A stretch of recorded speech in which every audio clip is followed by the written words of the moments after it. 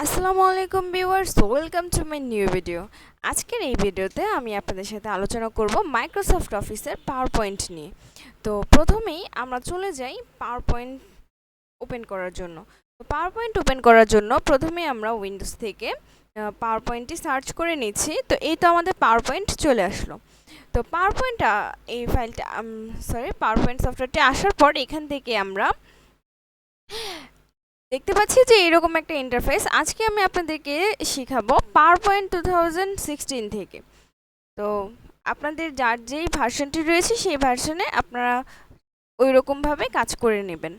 তো আমরা প্রথমেই আপনাদেরকে দেখিয়ে দিচ্ছি, এই হচ্ছে আমাদের 2016 এর ইন্টারফেস। তো এইখানে আমরা আমাদের যাবতীয় সকল কাজ করব, যেহেতু আজকে পাওয়ারপয়েন্ট নিয়ে ফার্স্ট ভিডিও। তো আমি আজকে আপনাদেরকে পাওয়ারপয়েন্টের ইন্টারফেসটি প্রথমেই বলে দিচ্ছি। ওকে, তো আজকে আমরা পাওয়ারপয়েন্ট ইন্টারফেসের যেই টপিকগুলো আলোচনা করব তা হচ্ছে কুইক অ্যাক্সেস টুলবার, তারপর হচ্ছে file tab, ribbon, slide tab, zoom option, title bar, note section. Okay, তো প্রথমেই আমরা চলে আসি কুইক অ্যাক্সেস টুলবার কি। কুইক অ্যাক্সেস টুলবার হচ্ছে, আমরা এই যে দেখেন হাতের লেফট সাইডে একদম উপরে রয়েছে সেভ অপশন, তারপর হচ্ছে আনডু, রিডু অপশন, বা আর হচ্ছে স্টার্ট, মানে আমরা এখান থেকে প্রেজেন্টেশন স্টার্ট করতে পারবো। ওকে, তো এই আইকনগুলো রয়েছে, এটাই হচ্ছে আপনার কুইক অ্যাক্সেস টুলবার বা কিউএটি।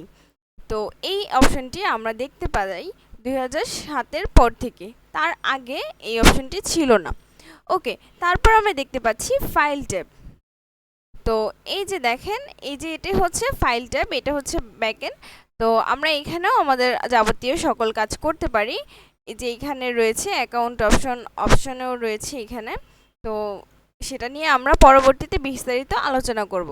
তারপর আমরা চলে আসি রিবন।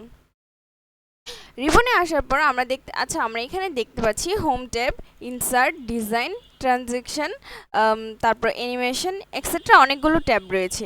এই যে এই ট্যাবের এই এরিয়াটুকু রয়েছে, এই এরিয়াটুকু হচ্ছে আপনার রিবন। ওকে, তো আমরা রিবন নিয়ে জানলাম। তারপর আমরা দেখতে পাচ্ছি এখানে স্লাইড ট্যাব। স্লাইড ট্যাব কী জিনিস? স্লাইড ট্যাব হচ্ছে, এই যে আমার একটা ফার্স্ট স্লাইড আমি এখানে ওপেন করে আপনাদেরকে দেখাচ্ছি।